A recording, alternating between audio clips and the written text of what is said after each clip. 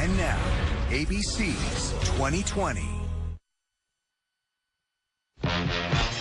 Tonight, remembering a woman who could turn the world on with her smile. The show is brilliant because Mary is who you want to be. A TV icon, speaking out. Will you shut up, Ted? And inspiring generations of young girls and women. Oh my God, I wanted to be mayor. Co-stars you love. And I look around at these girls and I just, my heart fills up with so. How the show almost ended before it ever got started. It tested and still retains this honor as being the lowest ranked television episode ever viewed. And our revealing visits with Mary through the years. They say she is so nice. The secrets no one knew. People were stunned when it came out that I went to Betty Ford. The struggle with diabetes behind that gladiator smile. You wake up and you say, is this going to be the day?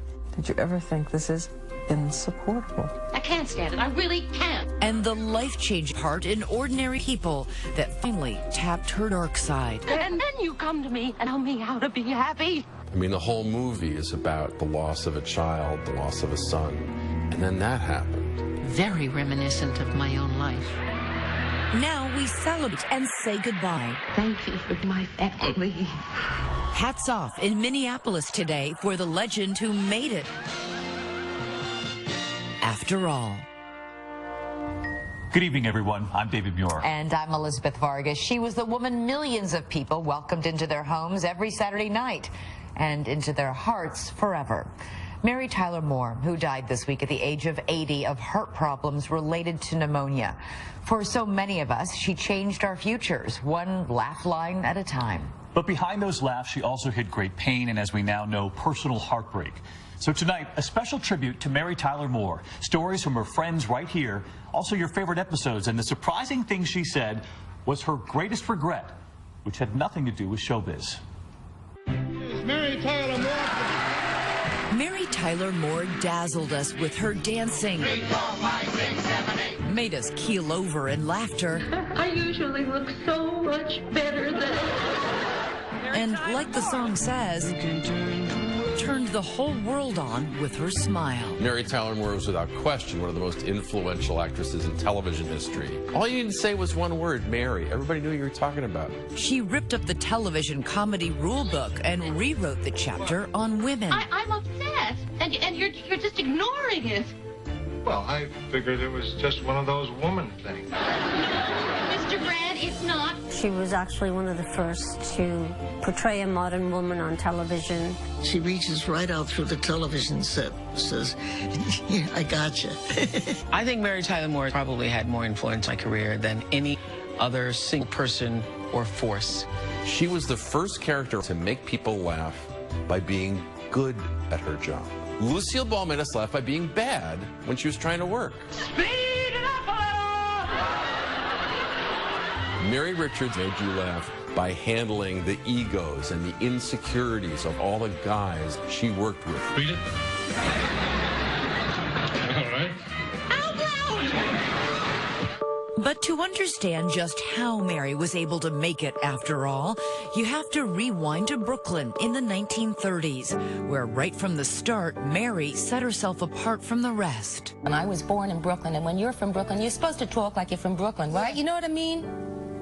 Well, my family had no money, but they did both major in English in college, and they taught me how to speak correctly.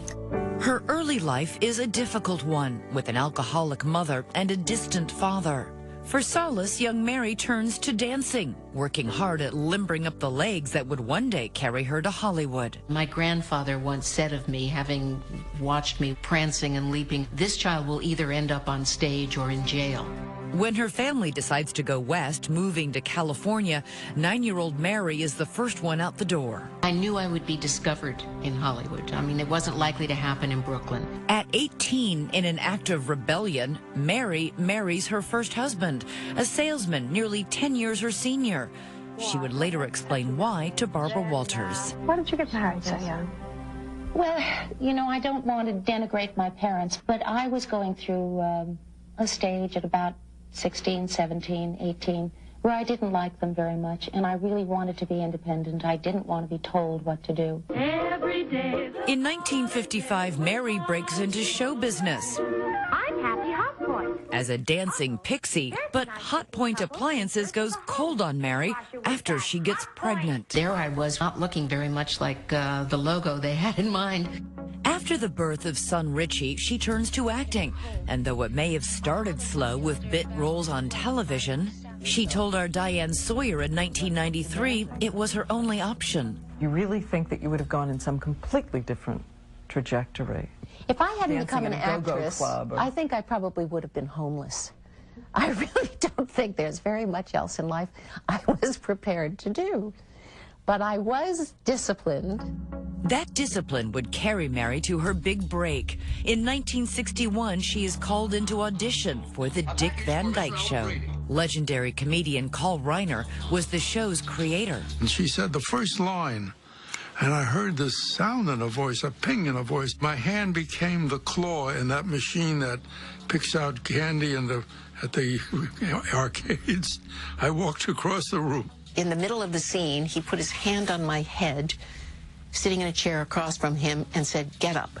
I got up, and he steered me down the hall to Sheldon Leonard's office. And I said, "Sheldon, I got her." The Dick Van Dyke Show. But her on-screen husband, Dick Van Dyke, isn't as sure. She was 23 when she came on the show and had never done any comedy. I knew I was in with a bunch of black belts in comedy, and I had no real experience at it. Even if Mary herself was a little unsure, America wasn't. It fell in love with her portrayal of the feisty and funny housewife, Laura Petrie. Are you angry with me for something? What makes you think that? She just got it so quickly. I'm still fascinated by how fast she grew on that show. But as her career takes off, Mary's personal life stumbles when her first marriage fails. She turns to Carl Reiner for support. I was her father figure because her father was a non-communicative man who didn't know how to talk to her. She was 16 years old before he ever gave her a compliment, and she was going to a prom with a prom dress, and he looked at her, he says, "Mary, you look very handsome." That was the only compliment they ever got. Imagine a beauty like that, getting that as your only compliment. On the show, Reiner encourages Mary to bring parts of herself to the role. The big objection was the pants that I wore. I had seen too many housewives on television who were vacuuming in high heels and a floral printed frock. And I said, wait a minute, that's not the way it really is. I wanted to represent something of me, and I was married and a mother and wore pants. Oh, Rob. And that familiar line would become her catchphrase. Oh, Rob. Oh, Rob. Oh, Rob. Just 2 words that could say so much. People were saying that, even if their husbands weren't Rob. Oh, Rob. As her confidence grows, Mary found both popular success and critical acclaim. The winner in Hollywood is Mary Tyler Moore. Winning her first 2 Emmy Awards for the show. But far more gratifying for her personally was the respect of one particular peer. Gee, I'm glad you're home. How's about a great big... I'll see you later. Lucille Ball was our landlady at that point. She owned Desilu, and we'd be rehearsing on the set, and then we'd hear a laugh. We looked up, and there she was on the catwalk, and she'd be up there watching us. And I will never forget, one day she sort of walked out of the studio and then came back and came up to me, and she said, "You're very good," and then walked on. And that was the greatest gift I ever received in this business. The Dick Van Dyke Show ran for 5 seasons before going off the air in 1966. It was the end of a family. The family that I never felt comfortable with as a child. I suddenly felt at home with this bunch of people. And by now, Mary had married a second time to an advertising executive named Grant Tinker. Together, the couple was about to transform the TV landscape. What nobody saw coming was she would be front and center on one of the most formative shows in television history. This was a seismic change. Stay with us. When the cameras stop rolling on the Dick Van Dyke Show, Mary Tyler Moore takes a gamble, makes a break for Broadway, and accepts what seems to be the perfect role. Wherever you're going. Audrey Hepburn's Holly Golightly in a staged adaptation of the classic film Breakfast at Tiffany's. That's Mary, alongside her young and sprightly leading man, Richard Chamberlain. That was your one venture into Broadway, and it seemed to have everything. It sure did. It was the super-duper flop. Super duper. As Mary's dreams on the Great White Way quickly fade, the resilient actress decides to take her dance steps to the silver screen. I must study you if I'm going to be an actress. You see, the theater today is full of ruthless women. She did have a pretty nice role in Thoroughly Modern Millie, which was opposite Julie Andrews. It showcased her wonderful skills. But just as the young ingenue was about to regain her stride, her next role opposite Elvis Presley has the actress reciting a whole lot of Hail Marys. I'm a member of the Order of Little Sisters of Mary. She did play a nun, hence the Change of Habit title. The film Change of Habit hits far from gold at the box office. It would turn out to be the King's last dramatic role in a movie and Mary's last appearance on the silver screen for more than a decade. Mary Tyler Moore's career kind of bumped around here and there for a while aimlessly. Then, the woman who dazzled the world as Laura Petrie is asked to reunite with her former co-star in a television variety special called Dick Van Dyke and the Other Woman. We showcased her. She danced, we did sketches. Remember when I said I'd like you to come on my special? Mm-hmm. And you said, how long was it? And I said, an hour? Yeah. What's up? The show is a ratings getter. The network brass quickly offer Mary her own sitcom bearing her name. Her partner in the project, Grant Tinker. The husband and wife team collaborate on a comedy about a decidedly single woman by the name of Mary Richards. Mary Richards was actually originally intended to be a divorced woman, and CBS hated this idea. They said people don't want to see divorced people on television any more than they want to see people with mustaches, Jews, or people from New York. Mary's character is eventually retooled on Saturday, September 19th, 1970. As the nation is embroiled in anti-war protests, the Mary Tyler Moore Show debuts on Tiffany Network. You're Rhoda Morgenstern, and I'm Mary Richards. The Mary Tyler Moore Show came on television when I was just 12 or 13 years old. Who can turn the world on with her smile? The opening sequence of that show, you had sort of the fear and trepidation of driving to a new city and seeing a job with people you didn't know. And it made me think, hey, I could do that. I could have a career. CBS First fears a show about a single woman juggling home and work. A woman who drives the quintessential muscle car, a Ford Mustang, will fail to attract an audience. They wonder if the sitcom will resonate with stereotypical stay-at-home American housewife. This show was not an instant hit at all. What nobody saw coming was that she would be front and center on one of the most formative shows in television history. A show that would not only reshape the way women were portrayed in television. I feel I represent women everywhere. Oh, Mary, that's all in your head. Oh, yeah? What'd you say if the station manager kept trotting in group people and saying, this is our woman initiative? But would reshape the way viewers thought of themselves and thought about women in the workplace.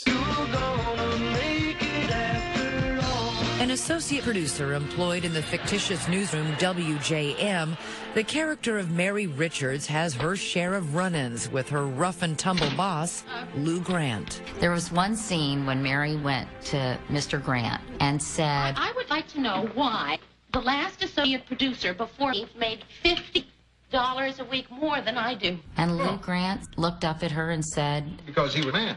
I mean, they were dealing with pay equity Let me get this. before anyone even understood the term.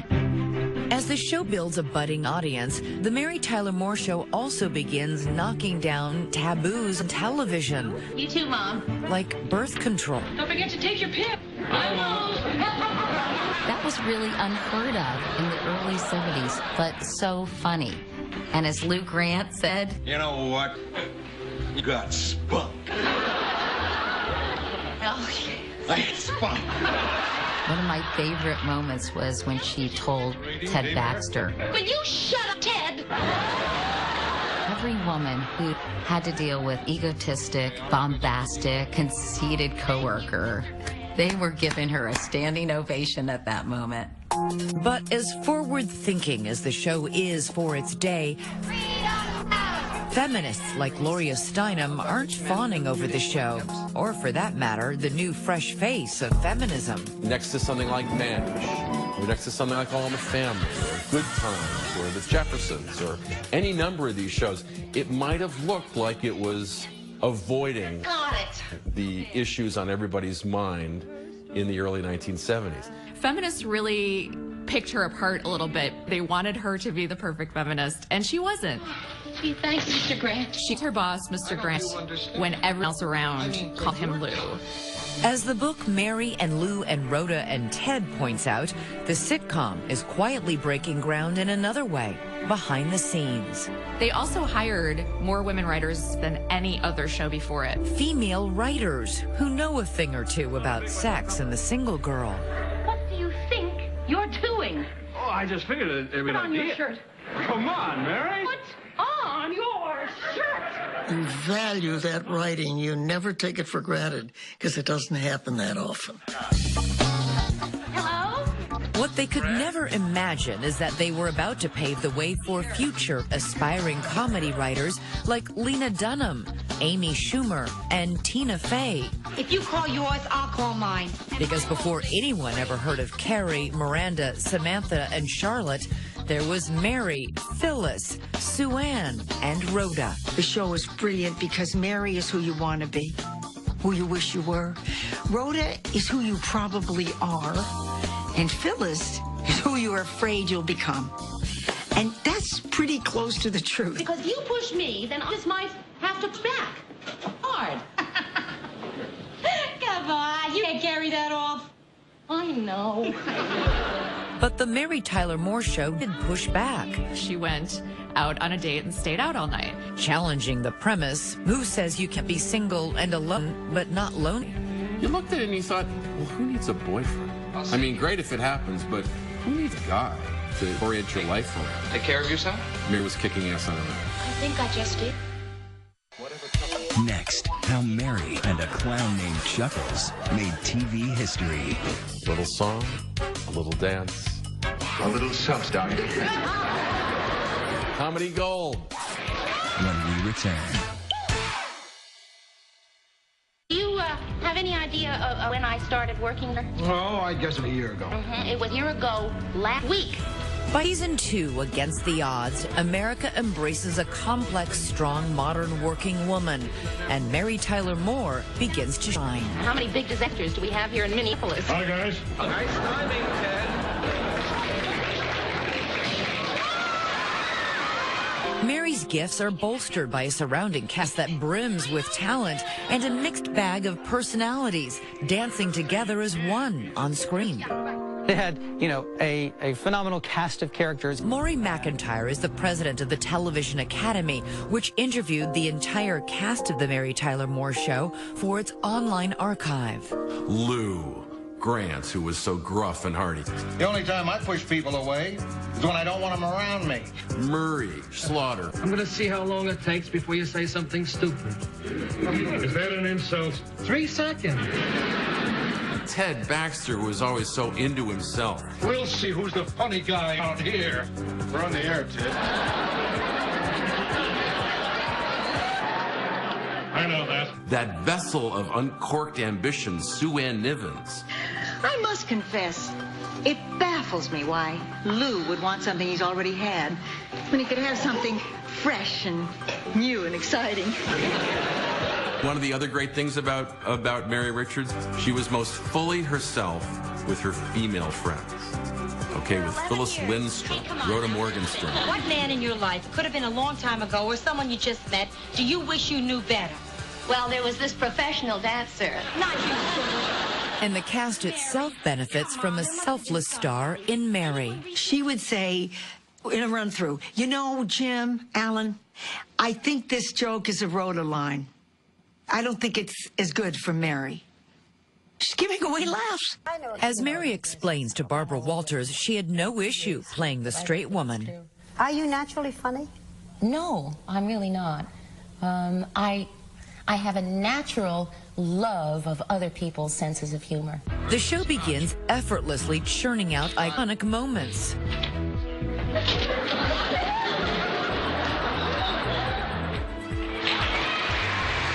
There was the one where Walter Cronkite shows up. That's pretty funny. Excuse me, could you know where I could find Lou Grant? He's right in there.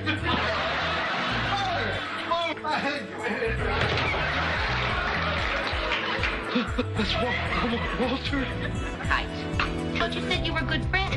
Oh, I said we were good friends. I only said that we never met.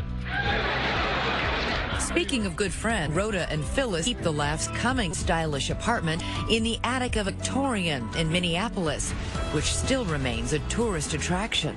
The show where Valerie has lost her job as a window dresser, and she's in Mary's apartment day and night and day, 24/7. I'm just sick of it. I'm just sick of it. Mary, we have to force her to take a good, hard look at herself. We have to shake her up. We have to slap some sense into her. And she says, Rhoda, Rhoda! Rhoda. Rhoda! And then she comes over and disconnects my dryer. Rhoda!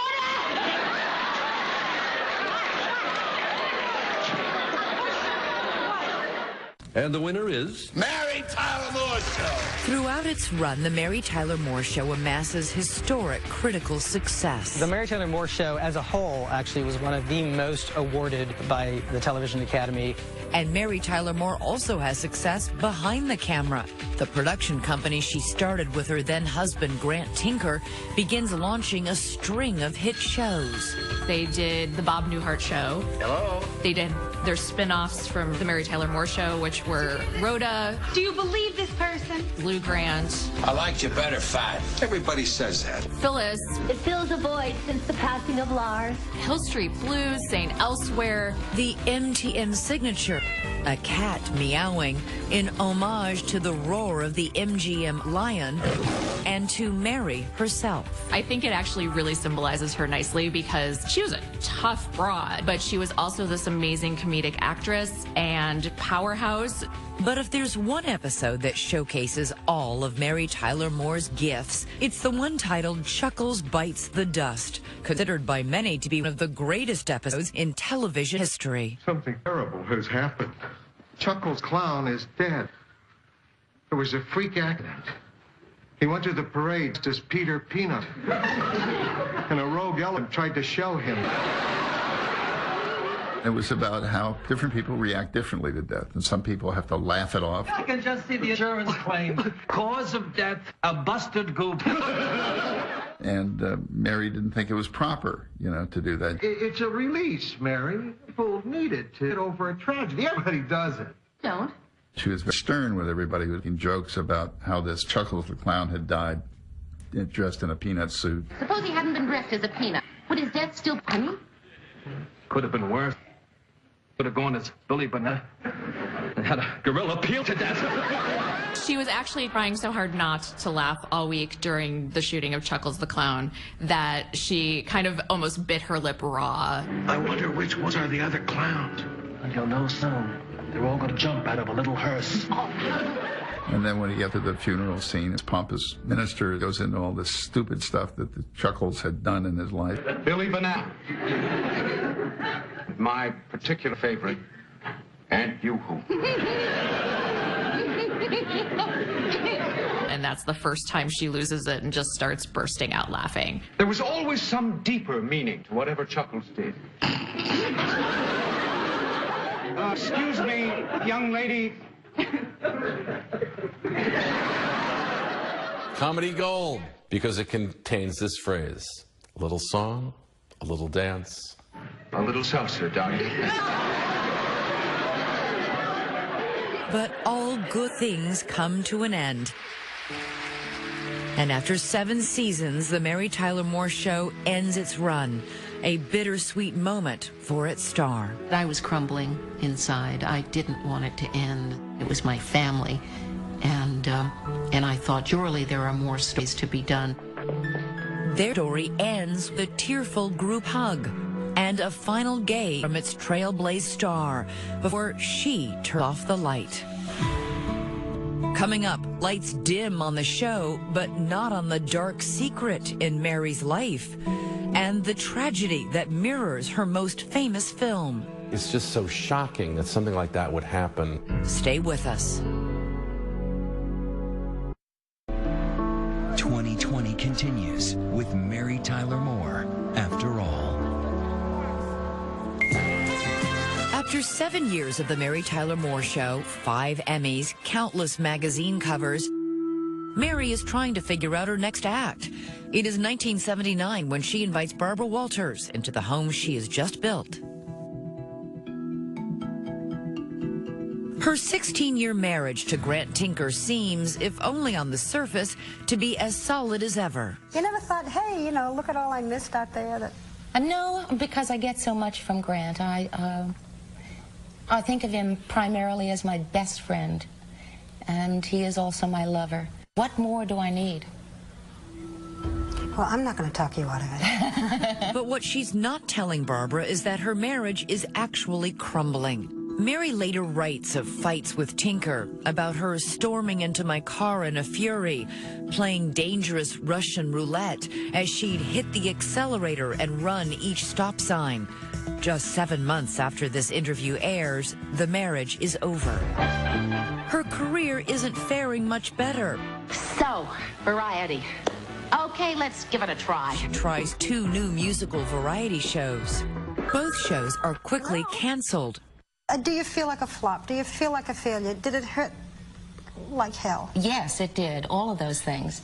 Yeah, it really hurt a lot. I'm going to be very grown up, lay some of the responsibility on myself, and say, okay, look in another direction. Always remember. That direction turns out to be a dark one, but it leads to her much-awaited comeback. I know I'm not perfect. Director Robert Redford casts Mary in Ordinary People, the story of an affluent family strained by the accidental death of their prized son. I think it is a very private matter. Redford knew what he was doing. I mean, it's a risk in the sense that she wasn't a bankable actress. She wasn't Jane Fonda.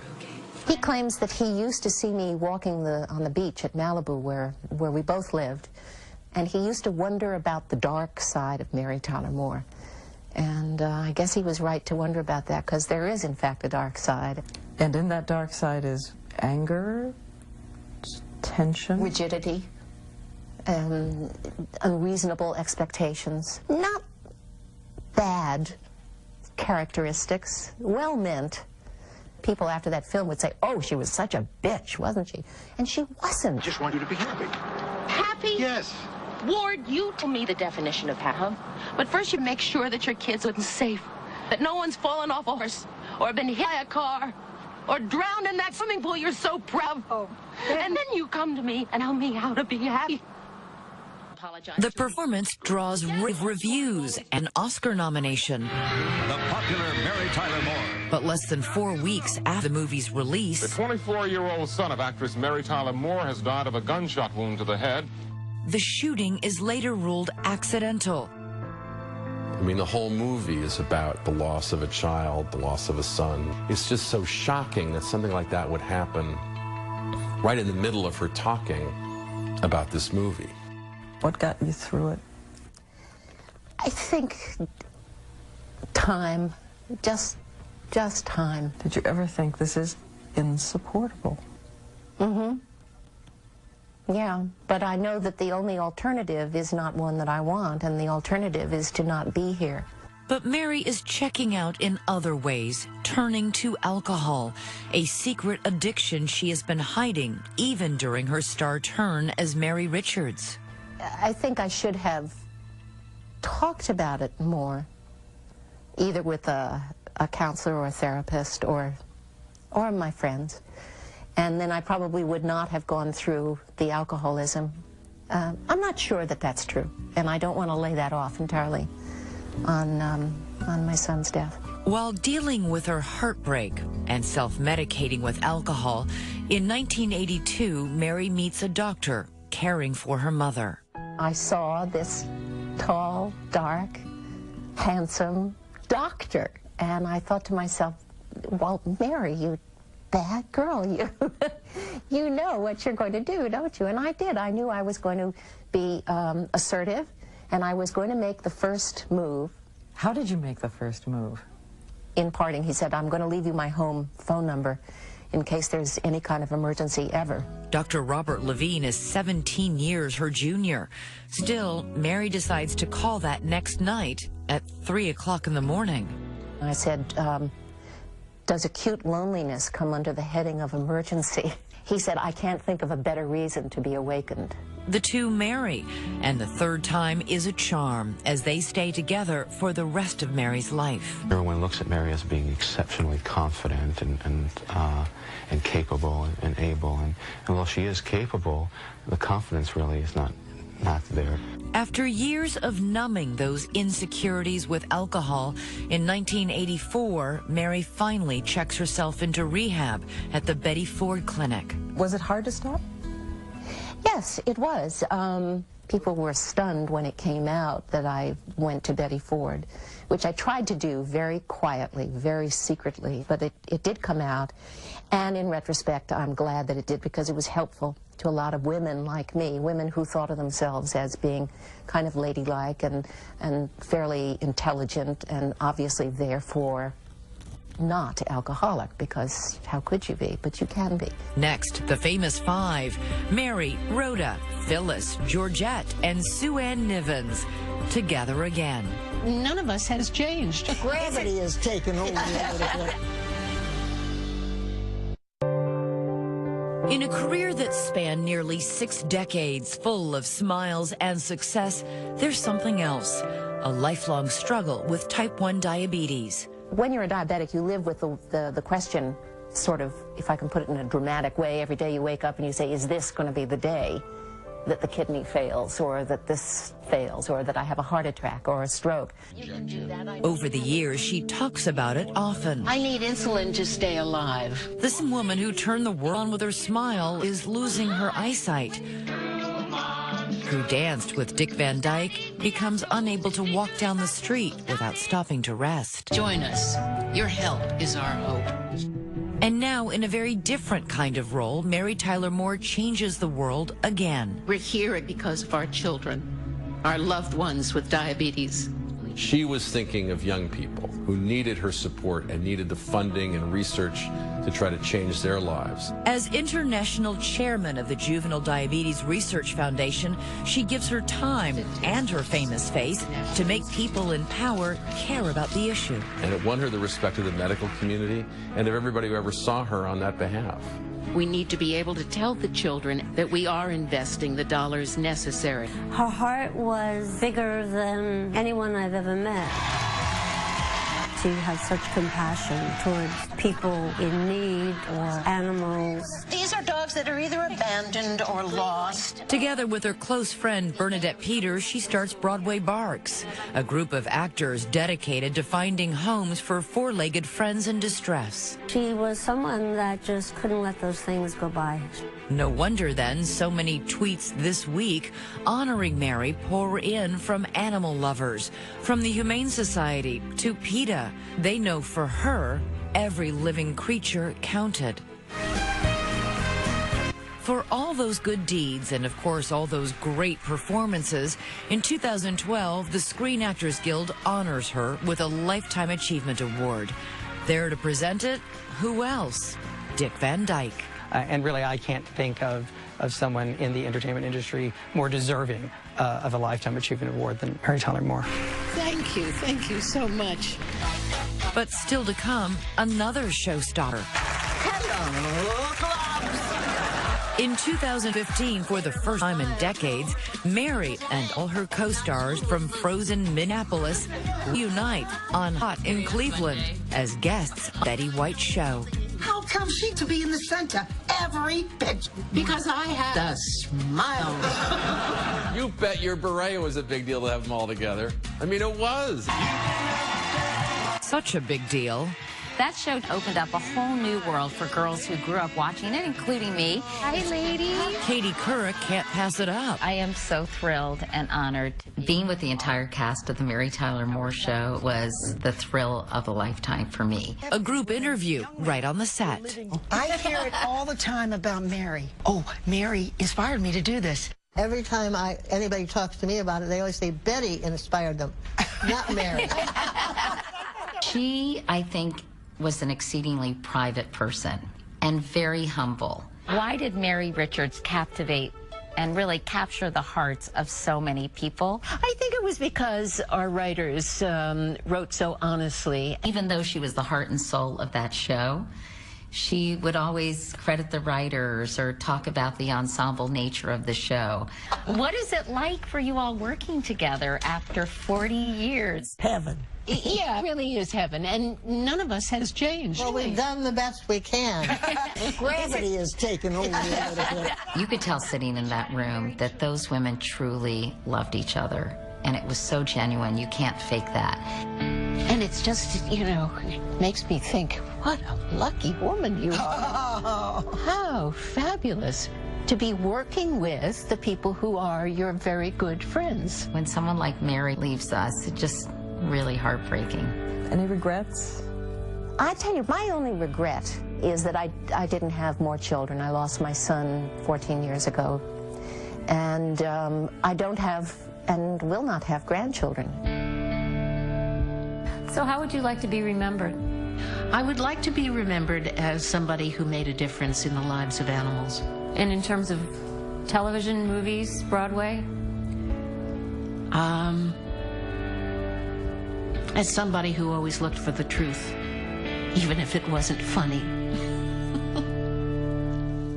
Next, a theme song for the ages from the stars who were there at the start. Well, it's you, girl, and you should know it. The story behind the song. Who can take a nothing day that the whole world learned and loved to sing along.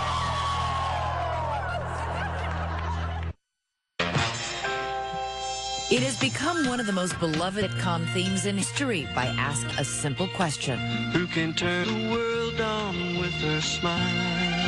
Endlessly recreated from Joan Jett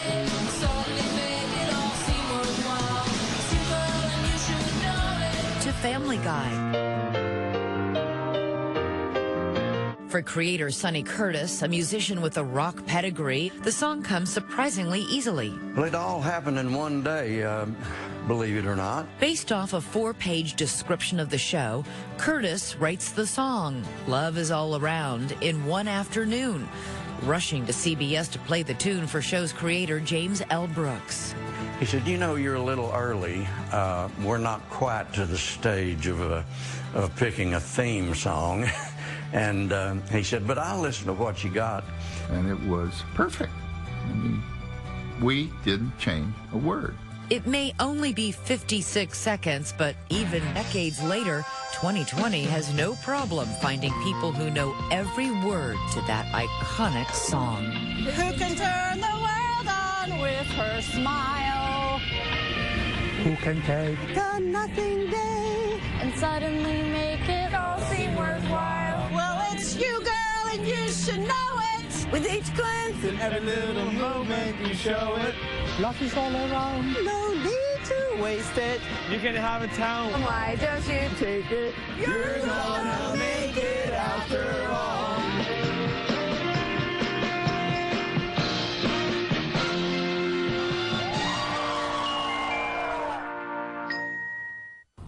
Ah, song for the ages, and one we'll probably be singing all weekend long.